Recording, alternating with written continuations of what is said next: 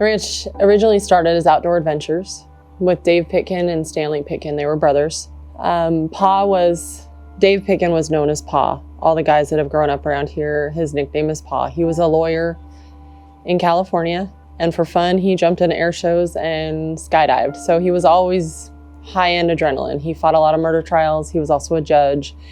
He had seen a lot of things happen in the judicial side of things that he wanted to help with.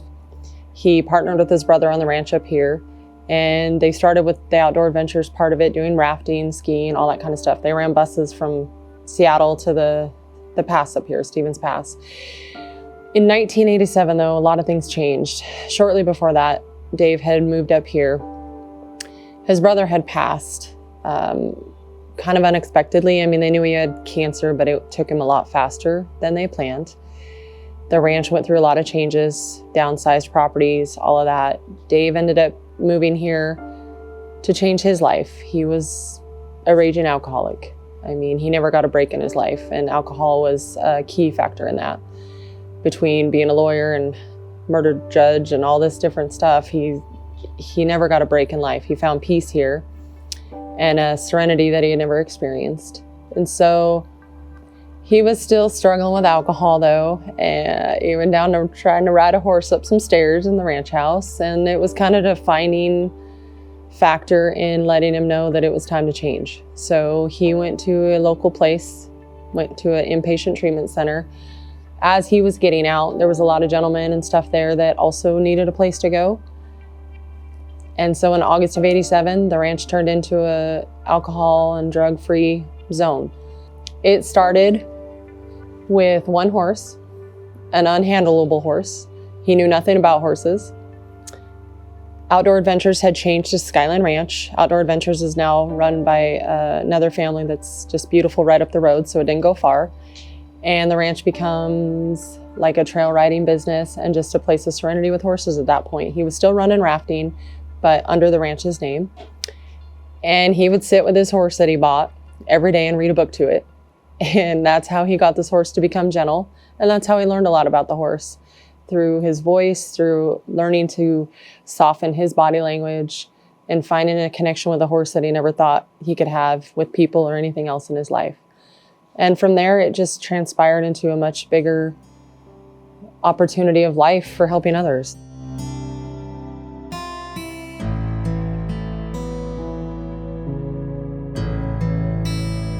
My first full day at the ranch was tired, but I was kind of going with the flow of things, and we just kind of jumped right in. I got on a horse my first day here, bareback. I'm wearing Adidas tennis shoes, jeans and a t-shirt. Mariner's hat on. I couldn't believe where I was at. I couldn't believe I was getting on a horse without a saddle. And Casey's, teaching me all the things, like an airplane, like this, turn around backwards on the horse. So it was cool. You kind of just, jump right in whenever you're physically feeling up for it. I know I've seen guys come in that are still in rough shape, and so it takes them a couple of days to, get back to themselves. I was just kind of ready to try to just jump in and start getting out of my head a little bit. But yeah, you're kind of thrown right into the ranch life day one, whenever you're ready for it. So for the first couple weeks, man, I was 50-50 on wanting to stay here. I had a poor attitude, but I told myself this time around, Nate, there's no more going back to the streets, because there's nothing out there, right? There's nothing out there. All it is people use you. You get caught stealing all the time, and you go to jail. And I've OD'd 3 times, right? And living on a bridge for 6 months, that sucks, dude. Equine therapy is probably the best therapy that I've ever had. When I first came out here, my old horse Ransom, he's the best counselor I ever had. He was my best friend. The bond that you make with a horse is so different than anything else, because they are so empathic and intuitive that they pick up on everything that you're thinking and feeling. There were days where if I was having a bad day, if I was angry and I went to try and go out and catch my horse, he wouldn't have anything to do with me. If I was in a good mood, he'd come right to me. If I went out there and I was sad and I just needed someone or something to be around, he'd just come up and hang out with me. He was my best friend. And like every person that comes to the ranch is assigned their own horse. So they're now assigned to a horse. They're taking care of something outside of themselves. So in your addiction mode, you're very selfish, not because you want to be, but that's because that's who you become when you're deep in those moments of that lifestyle. You don't sleep at night. You don't do the things you would do as a normal basis, right? So now you have to get up in the morning. You have to go pull your horse. Some days it's pouring down rain. Some days it's sunny.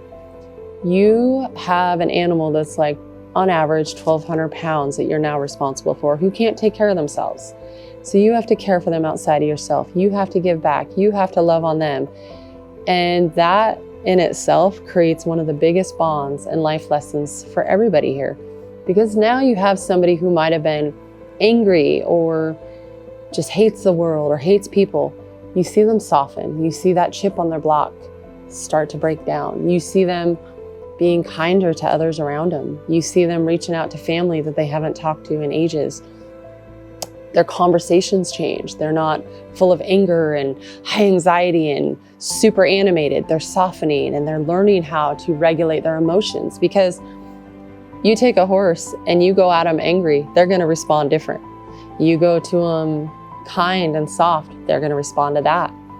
One of the oldest comments, and Pa used to always tell people this too over the years, my horse hates me, because it wouldn't let someone catch him. They're like, oh, my horse hates me. Well, where are you at today? How you feeling? Have you checked in on yourself? So they go out there and their body language is just full of anger and tight. Well, that horse is like, no, I'm not interested in that. And then they go out there and they take a deep breath, and all of a sudden the horse comes up to them. And as much as that seems like a little thing, it's a huge thing, because how do you think those same individuals were acting and talking to their family or their friends? Same type of body language, same things. We go talk to somebody in that mode and elevated and full of anger. It's not going to go well typically. But if you can learn to regulate those emotions, learn to realize when maybe you need to take a breath, that's going to save people's lives, because all of a sudden they're checking in before they take that next step in the wrong direction. They're thinking about things before they talk. They're opening their mind to learning. And there's hope again. And that's one of our longest things that I remember always preaching to people is, as long as you have hope, you have something. We teach you to think out of the box. In everyday norms, we're not thinking out of the box anymore. You know, people are so hyper-focused on either their job or social media, or they're not checking in with themselves. So many of the people that come here don't even know who they are. They don't know what drives them. They don't know what passions they have. They don't know where their faith is. They don't know who they are. They will sit in a room and it'll drive them nuts. So instead of just sitting them in an office every day for 8 hours, we're outdoors, we're getting dirty, we're letting them find who they are without putting them on the spot 24 hours a day. Anything horse related, I would have never, I didn't even think horseback riding, never crossed my mind. I never even thought it was a thing until I came here. And to now be guiding like people who have never ridden a horse before down a trail and getting to talk with them about my experience and stuff like that, it's been super cool. And then training the horses, taking care of them. I mean, it feels like a movie sometimes. I like can't believe I live out here. It's pretty surreal. The first 3 months is really intensive group stuff on top of everything. The 3 to 6 month mark, the group hours changes and goes down a little bit while you're transitioning to more of where you're heading, what you want to be doing eventually, what that looks like, life skills. And then from there, it's kind of based on, some people have things they're already lined out to go home to. Some have nothing when they walk in the door. And so at that point, the next time is spent figuring out what that looks like for them and how to help them get to where they want to go. It doesn't matter what they've done in their past to us. It doesn't matter, you know, what drugs they were on. What matters is, do they have the willingness? Do they want something different? And how do we help meet them where they're at? The ranch isn't a recovery center. It's a family. Success to me looks like being consistent, being someone that people can count on. I love being like I love my family back home, and I love this family I have here now. And it always feels really good to be like trusted with things and you know, relied on to handle stuff, and just that as like a whole, you know, like moving on into, you know, when I get my own place and my own life and eventually start my own little family, you know, just being a real stand-up guy that, you know, doesn't really, like, material things don't really dictate success to me. Just, you know, I want to have days full of joy, and the joy that I get out here is a lot better than the joy I've got back home. What makes this place different is people here actually care about you. You know, you're just not some person in the system that, oh, you just go and do your 20 days, 30 days or whatever, and, you know, they say good luck and find housing, you know. People here actually care. They actually want to see, they take the time to get to know you. They get the time to, you know, support you and trying to find, reach your goals, you know, and have that brotherhood, man, you know. I don't know a single person here that wouldn't help you, you know. I mean, that wouldn't not help you. You know, they're all pretty good.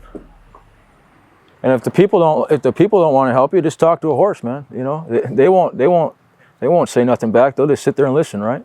Where we're going with this ranch is creating the opportunity for more and more passions and learning about new things that they've never even thought of because they never had the opportunity.